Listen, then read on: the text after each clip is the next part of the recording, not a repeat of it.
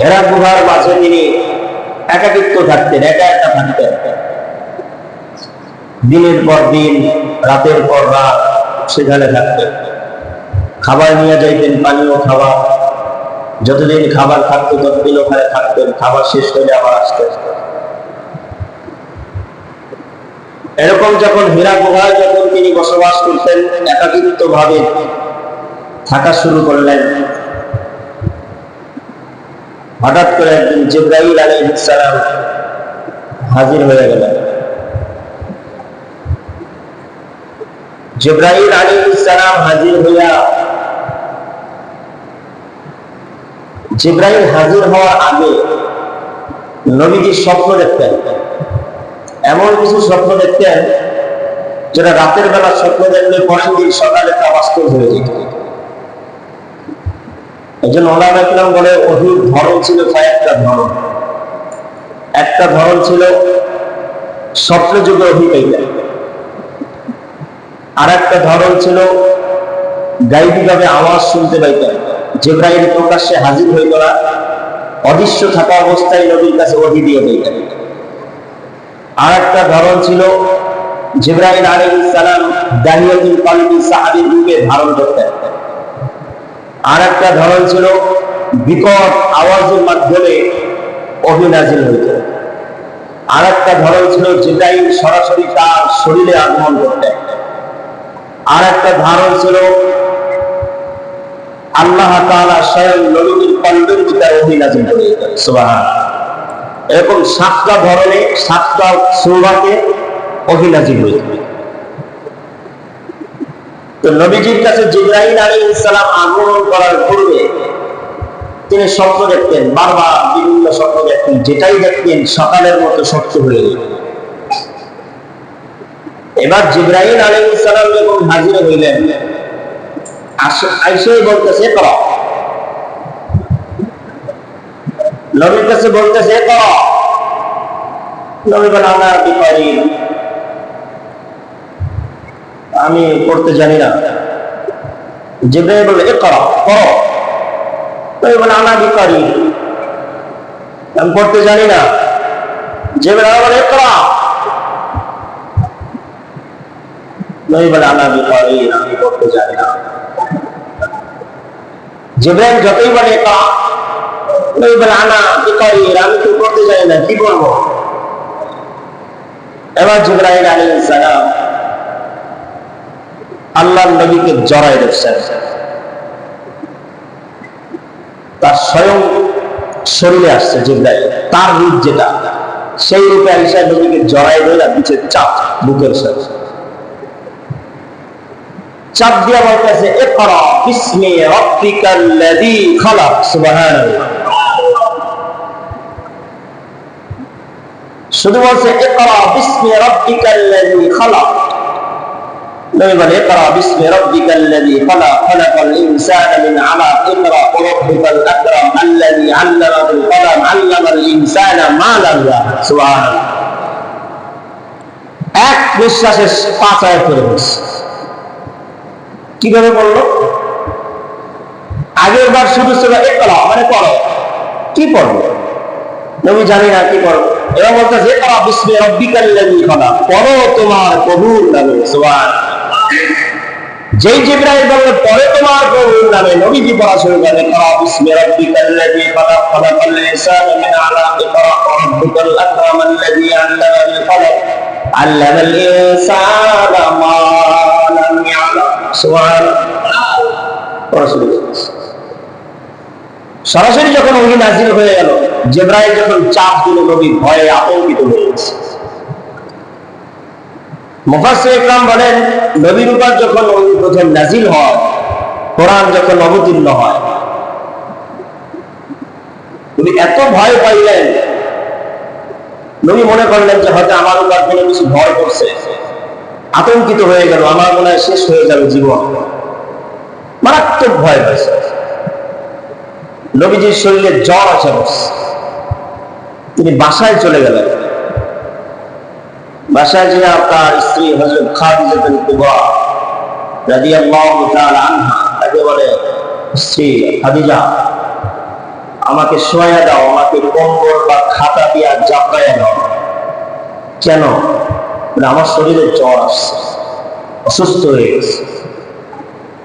হযরত খাদিজাতুল কুবরা রাদিয়াল্লাহু তাআলা তাকে খাতা বা কম্বল দিয়া জড়ায় ধরছে, ঢাইকা দিছে। এবার নবীজি বলতেছে, খাদিজা, আমার অনেক ভয় হচ্ছে। কেন? আমার কাছে মনে হয় আমার জীবন বেশি দিন থাকবে না, আমার উপর কোনো কিছুতে ভর করছে। এই কাহিনী আমি এরকম এরকম কিছু দেখছি। মানে জিবরাইলের পুরো আগমনের ঘটনা হযরত খাদিজার কাছে বর্ণনা করছে। হযরত খাদিজাতুল কুবরা রাদিয়াল্লাহু তাআলা আনহা দিয়া বলে, প্রাণের স্বামী আমার, ভয়ের কোনো কিছু নাই, ভয়ের কোনো কারণ নাই, আতঙ্কিত হবেন না, ভয় পাবেন না। মহান রব্বুল আলামিন আপনাকে কোনোদিন অপমানিত করবে না। সুবহানাল্লাহ। আপনার ভিতরে যে গুণাগুণ আছে, আপনি আমার স্বামী, আজ 15 বছর আপনার সংসার করি স্বামী আমার, এই 15 বছর ধরে আমি আপনার জীবদ্দশায় যা দেখেছি, আপনার চতুর্থে আমার চতুর্থে যা দেখেছি, আমার জীবনে কোনোদিন দেখি নাই আপনি কোনো আত্মীয়তার সাথে সম্পর্ক নষ্ট করেছেন। আপনি কোনোদিন আত্মীয়তার সাথে সম্পর্ক নষ্ট করেন নাই, মারামারি করেননি। আত্মীয় দেখতে পাই না, এরকম কোন ধরনের আচরণ আপনার ভিতর স্বামী, আপনার বয়স 25 বছর থেকে আজকে 35-40 বছর হয়ে গেল, এর ভিতরে আমি কোনদিন আপনার ভিতরে এমন কোন আচরণ পাই নাই আপনি কোন আত্মীয়তার সাথে সম্পর্ক ছিন্ন করেছে, পাই নাই।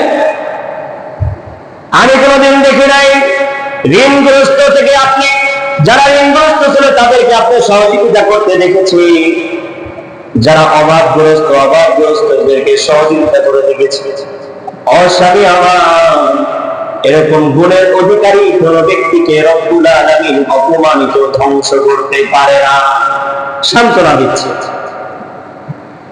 খাদিজা রাদিয়াল্লাহু তাআলা নবীজিকে, সান্ত্বনা দিচ্ছে, আপনি ভয় পাবেন না।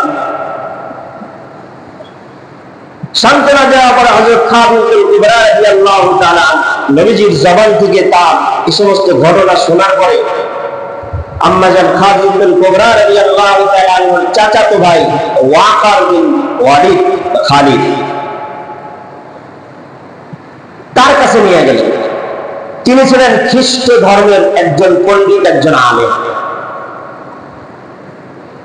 তার কাছে যা বলতেছে, দেখেন না চাচা, আপনার ভাতিজা কি বলে।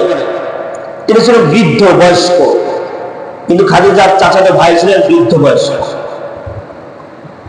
নবীজির জবান থেকে ওয়াকার যখন শুনতেছেন বিস্তারিত, তার কাছে এরকম দেখতে আসছে, এরকম এরকম বলছে, এরকম জাপড়ায়া ধরছেন, বিস্তারিত বর্ণনা করার পরে ওয়াকার আশ্চর্য হয়ে বলতেছে, এ তো সেই লোক, কোন লোক, যে নাকি মূসার কাছে আইসা হাজিরা দিয়েছিল। সুবহানাল্লাহ।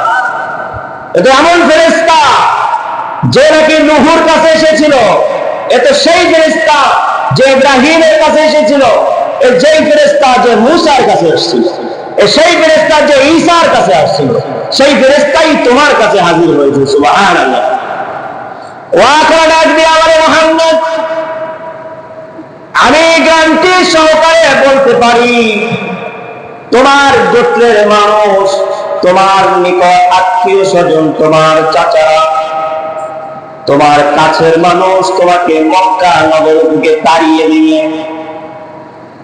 আমি ওয়াকার যদি সেদিন যদি জীবিত থাকি, ওই পর্যন্ত যদি আমি হায়াত পাই, আমি সর্বোচ্চ সহযোগিতা তোমাকে করার চেষ্টা করব। সুবহানাল্লাহ। নবীজি যখন তার জবাব থেকে শুনলেন যে তার আপন চাচা, চাচাতো ভাই, আত্মীয় স্বজন তাকে মক্কা থেকে তাড়াইয়া দিবে, এটা শুনে নবী আশ্চর্য হয়ে গেলেন। কি বলে? 40 বছর পর্যন্ত তারা আমাকে আল আমিন বলে, এত বিশ্বাস করে, এত মায়া দেখা, এত আদর করে, যত্ন নেয়, তারা আমাকে তাড়াইয়া দিবে? ওয়াকার বলে, হ্যাঁ, এরা তোমাকে মক্কা থেকে তাড়াইয়া দিবে, লাঞ্ছিত করবে, তোমাকে আঘাত করবে, তোমার শরীর থেকে রক্ত ঝরাবে। পৃথিবীর শুরু থেকে এ পর্যন্ত যত মানুষ দ্বীনের দাওয়াত দিয়েছে তার উপর তার স্বজাতীয় ভাই আক্রমণ করছে, ঠিক না ঠিক বলে? তার স্বজাতীয় ভাই চেষ্টা করছে বাধা দেওয়ার জন্য। মুহাম্মদ, তোমার উপরেও তোমার আত্মীয় স্বজন, তোমার স্বজাতি, তোমার পরিবার তোমাকে আক্রমণ করবে যে তুমি যেন দ্বীনের দাওয়াত যেন দিতে না পারো। নবীজি তার কাছ থেকে চলে আইসা খাদিজা রাদিয়াল্লাহু তাআলা আনহার কাছে বললেন, খাদিজা, আমাকে যারা আল আমিন বলে, আমাকে যারা বিশ্বাস করে, যারা আগে করে, আমি দ্বীনের দাওয়াত দেওয়ার কারণে তারা আমাকে মক্কা থেকে তাড়াইয়া দিবে, এই কষ্ট আমি কিভাবে সহ্য করব? হযরত খাদিজাতুল কুবরা রাদিয়াল্লাহু তাআলা তিনি সান্ত্বনা দিতে থাকলেন। এর মাঝে কিছুদিন ওহী আসা বন্ধ হয়ে গেছে। এদিক দা ওয়াকার ভবিষ্যৎবাণী বলে দিলেন, আবার এদিক থেকে নবীর কাছে কিছুদিন ওহী আসা বন্ধ হয়ে গেছে। নবী চিন্তিত হয়ে গেলেন, আল্লাহ কি আমার উপর নারাজ হয়ে গেল? ওহী আসাও বন্ধ হয়ে গেল, আবার এদিক থেকে যে কথা শুনলাম, নবী একটু আতঙ্কিত, ভয়ভীত হয়ে গেলেন। হযরত জিবরাইল আলাইহিস সালাম হাজির, ডাক দিয়া বলে, ইয়া আইয়ুহাল মুদ্দাসসির কুম ফাআনজির ওয়া রাব্বাকা ফাকাব্বির। আল্লাহ তাআলা জিবরাইলের মাধ্যমে নবীকে ডাক দিয়া বলে, ইয়া আইয়ুহাল মুদ্দাসসির, হে বস্ত্র আবৃত মানুষ, কুম ফাআনজির, ওঠো, ওয়া রাব্বাকা ফাকাব্বির, তোমার প্রভুর শ্রেষ্ঠত্ব সম্পর্কে মানুষকে জানাও। সুবহানাল্লাহ। ইয়া আইয়ুহাল মুদ্দাসসির কুম ফাআনজির ওয়া রাব্বাকা ফাকাব্বির, হে বস্ত্র আবৃত মানুষ, হে মুহাম্মদ শুয়ে আছো কেন? ওঠো, কুম ফাআনজির, ওঠো, ওয়া রাব্বাকা ফাকাব্বির, তোমার রবের শ্রেষ্ঠত্ব মানুষের কাছে প্রকাশ্যে বলতে শুরু করে দাও। সুবহানাল্লাহ। যখন এই আয়াত সূরা মুদ্দাসসির যখন নাযিল হইল, অবতীর্ণ হওয়ার সাথে সাথে নবীজি বলতেছে, খাদিজা আর বসে থাকার সময়। এবার খাদিজাকে রাদিয়াল্লাহু তাআলা আনহাকে তিনি সর্বপ্রথম ইসলামের দাওয়াত দিলেন। তার সহধর্মিণী তার কথা শোনার সাথে সাথে সর্বপ্রথম খাদিজাতুল কুবরা রাদিয়াল্লাহু তাআলা আনহা তিনি সর্বপ্রথম ইসলাম ধর্ম গ্রহণ করেন। সুবহানাল্লাহ। এরপর তার পালক পুত্র যায়েদ ইবনে হারিসা, তার পালক পুত্র যেটা খাদিজাতুল কুবরা রাদিয়াল্লাহু তাআলা আনহা মুহাম্মদ সাল্লাল্লাহু আলাইহি সাল্লামকে গোলাম হিসেবে দিয়েছিলেন। নবীজি আযাদ করে দিয়েছে, কিন্তু আযাদ করার পরে তিনি নবীর কাছেই থেকে গেছেন। এরপরে নবীজি তাকে ছেলের মর্যাদা দিয়ে সম্মানিত করেছেন। সুবহানাল্লাহ। এই খাদিজাতুল কুবরা রাদিয়াল্লাহু তাআলা আনহার পরেই যায়েদ ইবনে হারিসা ইসলাম ধর্ম গ্রহণ করেন। সুবহানাল্লাহ। এরপরে নবীজির একজন চাচাতো ভাই, খাদিজাতুল কুবরা রাদিয়াল্লাহু তাআলা আনহার একজন চাচাতো ভাই ছিল শিশু, যেটা তার পালনাধীন ছিল, সে ওদিন ইসলাম ধর্ম গ্রহণ করে। এরপরে নবীজির বন্ধু হযরত আবু বকর সিদ্দিক রাদিয়াল্লাহু তাআলা আনহু, তিনিও সেদিন ইসলাম ধর্ম গ্রহণ করেন। সুবহানাল্লাহ। প্রথম দিনই এরা কয়েকজনই সর্বপ্রথম ইসলাম ধর্ম গ্রহণ করে নেয়। সুবহানাল্লাহ। ইসলাম ধর্ম গ্রহণ করার পরে হযরত আবু বকর সিদ্দিক রাদিয়াল্লাহু তাআলা আনহু ডাক দিয়া বলে, মুহাম্মদ, তুমি আমার বন্ধু, তোমার জিন্দেগি আমি তোমার সাথে চলাফেরা করেছি, আমি তোমার 40 বছর জিন্দেগিতে কোনোদিন আমি দেখি নাই তুমি কোনোদিন মিথ্যা কথা বলেছো, তার ক্ষতি করেছো, তার অন্যায় করেছো, তার উপর অত্যাচার করেছো। ও মুহাম্মদ, তোমার জবান থেকে যে কথা বলেছো এটা সত্য কথা, আমি বিশ্বাস করি, তোমার উপর ঈমান আনলাম, তোমার একাত্মবাদের কথা স্বীকার করলাম। আমি আবু বকর ইসলাম ধর্ম গ্রহণ করে নিলাম। আবু বকর ইসলাম ধর্ম গ্রহণ করার পরে এবার আবু বকর সিদ্দিক রাদিয়াল্লাহু তাআলা আনহু, তিনি ছিলেন ব্যবসায়ী লোক। তার কাছে মানুষ যখন কেনাকাটার জন্য আসছে, তিনি মানুষের কাছে মাল বিক্রি করত। এবার যাকে সুবিধা মনে হইল, যাকে কথা বলার মতো সুযোগ পাইত, তার কাছে আবু বকর সিদ্দিক রাদিয়াল্লাহু তাআলা আনহু দ্বীনের দাওয়াত পৌঁছায় দিতেন। সুবহানাল্লাহ। যার কাছে মনে হতো যে না, এর কাছে বললে কোনো ক্ষতি হবে না, এর কাছে তিনি দাওয়াত দিতেন, দাওয়াত দেওয়া শুরু করলেন। এই দাওয়াতে হযরত ওসমান রাদিয়াল্লাহু তাআলা আনহু অংশগ্রহণ করলেন। সুবহানাল্লাহ। হযরত আলী রাদিয়াল্লাহু তাআলা আনহু ইসলাম ধর্ম গ্রহণ করলেন। খুবাইব রাদিয়াল্লাহু তাআলা ইসলাম ধর্ম গ্রহণ করলেন। এরকম একের পর এক ইসলাম ধর্ম গ্রহণ করা শুরু করলেন। এই ইসলাম ধর্ম গোপনে 3 বছর ছিল। কত বছর? 3 বছর ইসলাম ধর্ম এরকম গোপনে গোপনে গোপনে গোপনে সাহাবীরা দাওয়াত দেওয়া শুরু করলো। এই 3 বছর উলামায়ে কেরাম বলে এর ভিতরে 330 জন সাহাবী হয়ে গেছে, সুবহানাল্লাহ। 330 জন গোপনে যখন দাওয়াত শুরু হয়ে গেল, এবার আল্লাহ বলে ওয়াআনজির আশীরাতাকাল আকরাবিন। আল্লাহ তাআলা আয়াত নাযিল করে ওয়াআনজির আশীরাতাকাল আকরাবিন, হে মুহাম্মদ আপনি আপনার আত্মীয় স্বজনদেরকে প্রকাশ্যে দাওয়াত দেন, সুবহানাল্লাহ। আল্লাহ তাআলা যখন এই আয়াত নাযিল করলো, এবার আল্লাহর পয়গম্বর তিনি সাফা ওয়াল মারওয়া পাহাড় নাম শুনছেন না, তিনি সাফা এর পাহাড়ের চূড়ায় চলে গেলেন। সাফা পাহাড়ের চূড়ায় যায় আর বলতেছে ইয়া সাবাহা, ইয়া সাবাহা। মানে ওই যুগে যদি কোনো বিপদের আশঙ্কা থাকতো, তখন তারা পাহাড়ের চূড়ায় দাঁড়াইয়া ডাক দিত কুরাইশদেরকে বা বিভিন্ন গোত্রদেরকে। নবীজি ডাকতেছে ইয়া সাবাহা, আমার আত্মীয় স্বজন কে কোথায় আছো, হাজির হও। সতর্ক বার্তা যখন নবী ডাক দিলেন, এবার আবু জাহেল, উতবা, সাইবা, আবু লাহাব যারা ছিল 43 জন, তার চাচারা, চাচতো ভাই মিলে সবাই হাজির হয়ে গেছে। পয়গম্বর ডাক দিয়া বলেন ওয়াআনজির আশীরাতাকাল আকরাবিন, আল্লাহ রাব্বুল আলামিন তার আত্মীয় স্বজনদেরকে প্রকাশ্যে দাওয়াত দেওয়ার কথা বললেন। আল্লাহর পয়গম্বর ডাক দিয়ে বলে ইয়া আব্দে মানাফ, ইয়া আব্দুল মুতালিব, ইয়া আব্দে কুরাইশ। গোত্র ধরে ডাকতেছে আব্দুল মুতালিবের বংশধর, আব্দে মানাফের বংশধর, আব্দে মানাফের বংশধর, নানার বংশ, দাদার বংশ, আত্মীয় স্বজনের বংশধর ধরে ডাক দেওয়া শুরু করছে।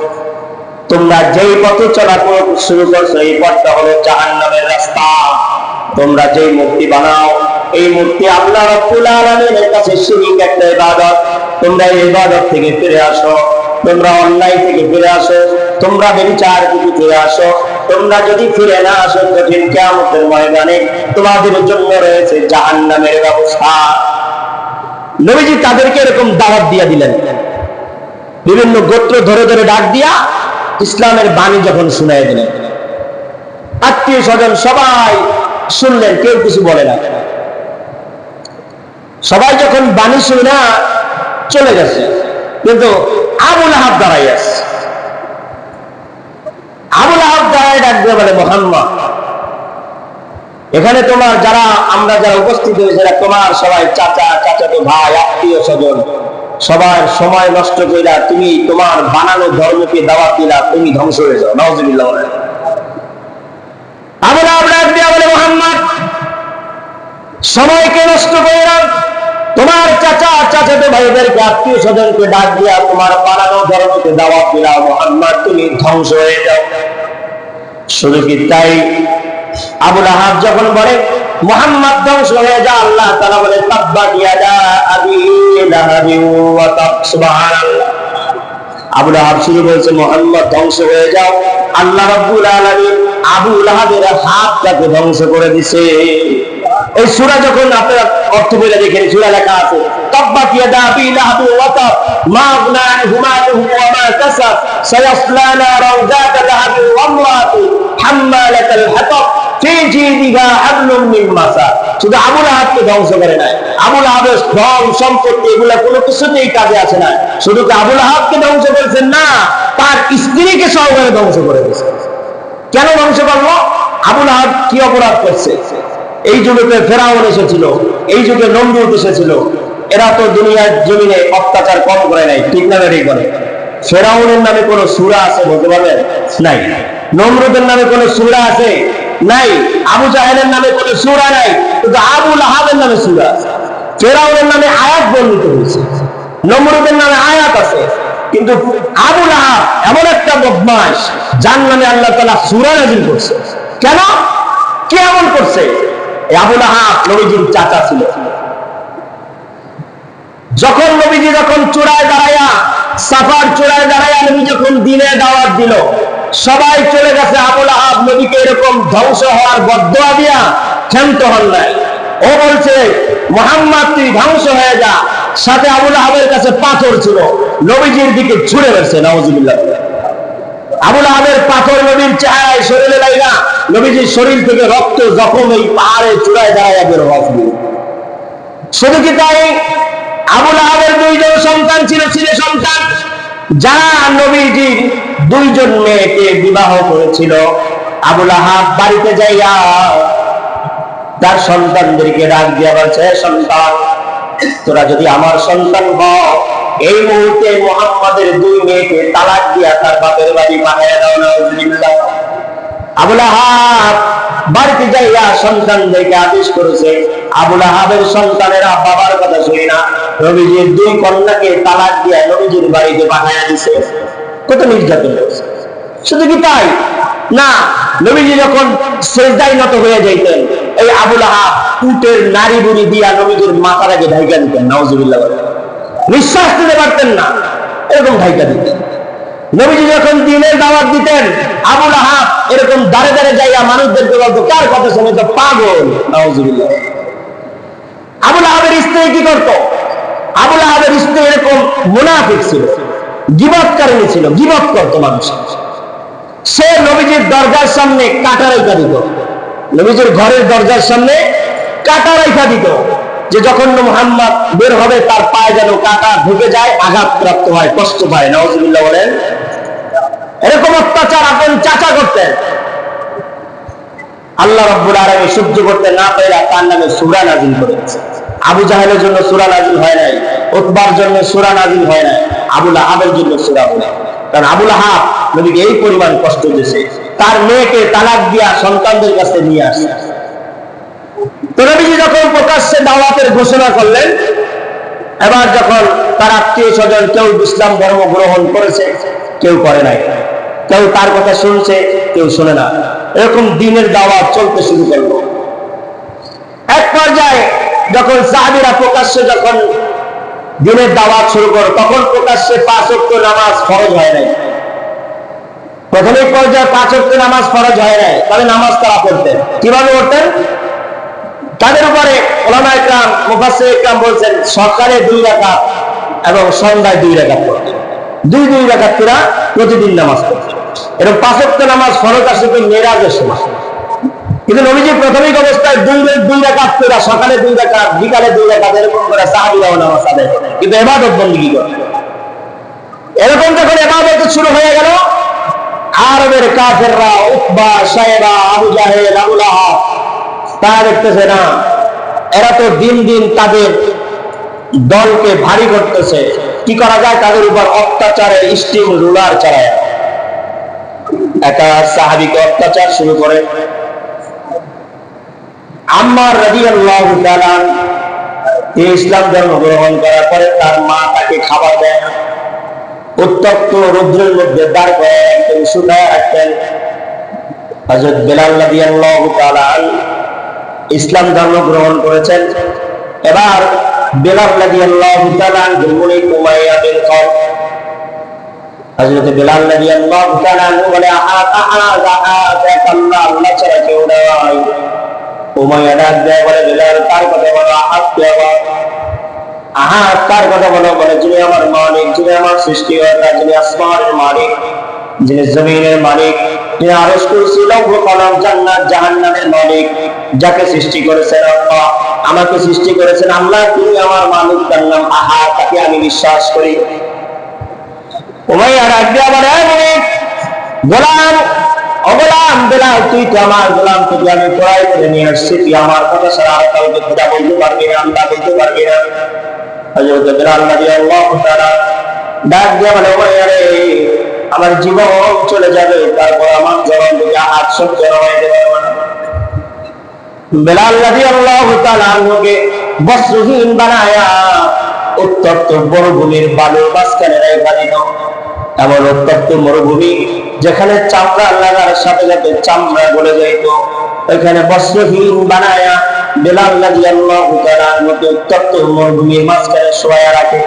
আর বেলাল রাদিয়াল্লাহু তাআলা ওর জবান থেকে বের হয় আহাদ আহাদ আহাদ, সুবহানাল্লাহ। জিহ্বার ভিতরে পাক মাইরা দিছে, জিহ্বা, যে জিহ্বা দিয়ে আহাদ শব্দ বলে, জিহ্বার ভিতরে তারাক মাইরা ছিদ্র কইরা দিছে।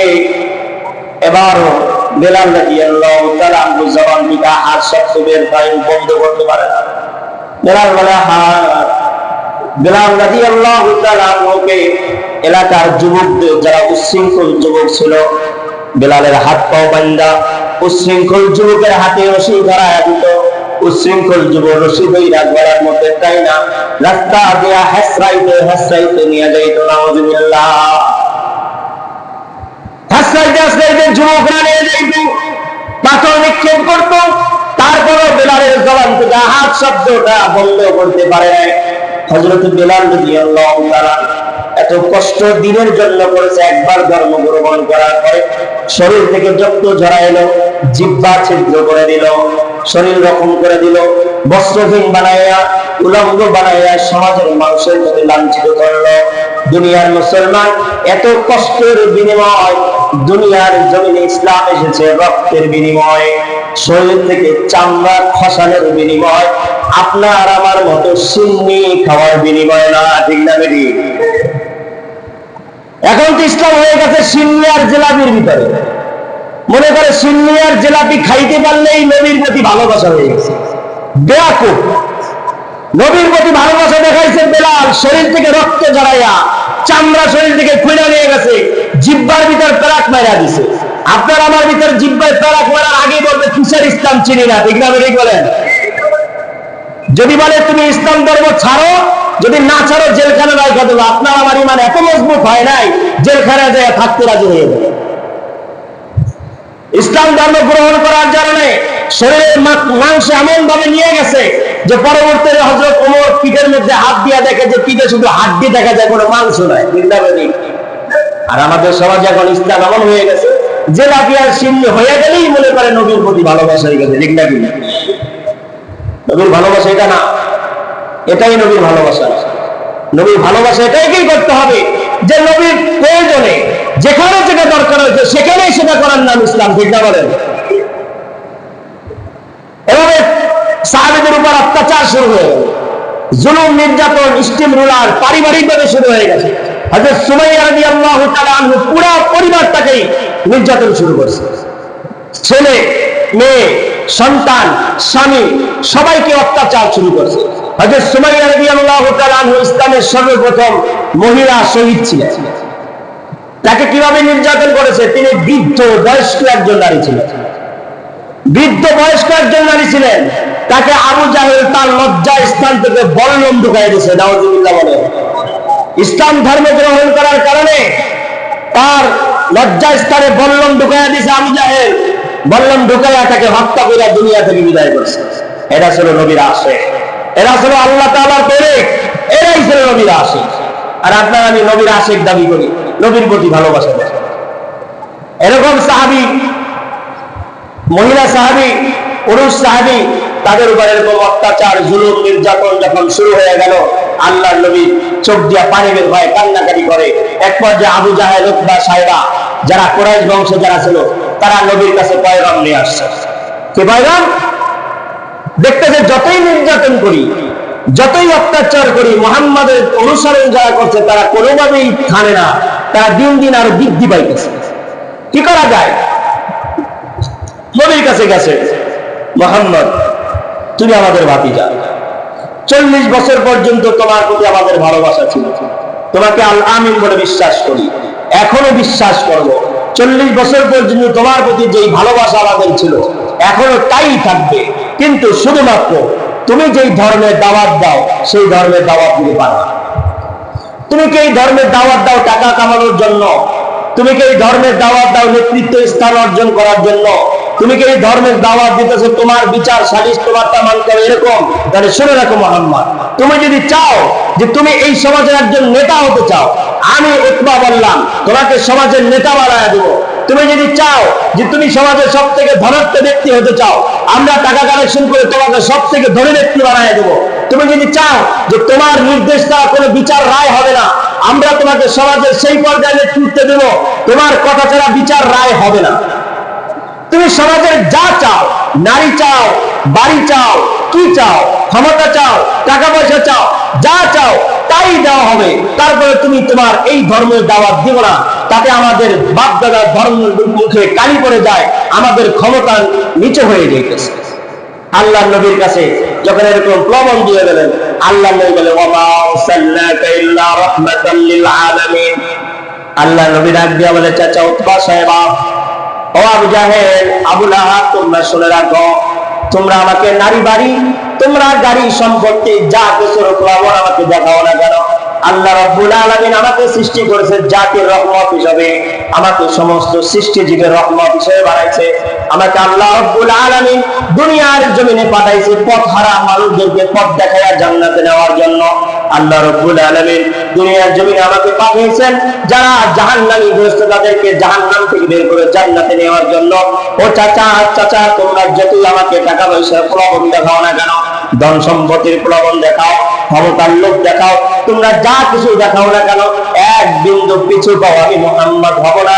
তোমাদের যা মনে চাই তাই করতে পারো, আমি মুহাম্মদ কোনোদিন তোমাদের কথায় শরীক হব না, তোমাদের কথায় রায় দেব না। যখন আল্লাহর পয়গম্বর যখন অটল তার কথায়, তার ধর্মের উপর যখন অটল, তখন আবু তালেব ডাক দিয়া বলে, ভাতিজা মুহাম্মদ শুনে রাখো, আজকের পর থেকে আমি ওয়াদা করলাম, আমি আবু তালেব পৃথিবীর জমিনে যতদিন বেঁচে থাকবো ততদিন পর্যন্ত তুমি মুহাম্মাদের গায়ে ফুলের টোকা কেউ দিতে পারবে না। সুবহানাল্লাহ। তোমার যা মনে চাই, তোমার যেভাবে মনে চাই তুমি দিনের দাওয়াত দিতে থাকো, কিন্তু আমি আবু তালেব আমার আব্দুল মুতালিবের ধর্ম ত্যাগ করতে পারবো? আমি তোমাকে ভালোবাসবো, তোমার সহযোগিতা করবো, তুমি যা মনে চাই করো, তোমার ধর্মের দাওয়াত দাও, তোমার ভালোবাসা, তোমার প্রতি মহব্বত এবং তোমাকে সহযোগিতা সবকিছু করবো, কিন্তু আমি তোমার চাচা আবু তালেব, আমি আমার বাবার ধর্মকে ত্যাগ করে তোমার ধর্ম অনুসরণ করতে পারবো না। শুধুমাত্র নবীজির চাচা আবু তালেব তার পক্ষ নিয়ে তখন সে বয়স করলে মুহাম্মদ আজকে থেকে দ্বীনের দাওয়াত দেয়। সম্মানিত মুসল্লিয়ানে কিরাম, আমরা এই রবিউল আউয়াল মাস জুড়ে নবীজির জীবনী সম্পর্কে আলোচনা করছি। আমরা এই সপ্তাহ পর্যন্ত নবীজির এই পর্যন্ত আসলাম যে নবীজির সাহাবীদের উপরে আরবের কুরাইশরা অত্যাচারের অশ্লীল রুলার চালাইয়া দিছে, এমনকি নবীজির কাছে তারা বিভিন্ন ক্ষমতার প্রলোভন দেখানোর জন্য হাজির হয়ে গেছে। এই পর্যন্ত মনে থাকবে ইনশাআল্লাহ। কাফেররা নবীজির কাছে ক্ষমতার লোভ দেখায়া নবীজির কাছে আসছে যে তোমরা এটা ছেড়ে দাও। আগামী সপ্তাহে ইনশাআল্লাহ এরপর থেকে আলোচনা করবে ইনশাআল্লাহ। আল্লাহ তাআলা আমল করার বুঝার তৌফিক দান করবেন, আমিন।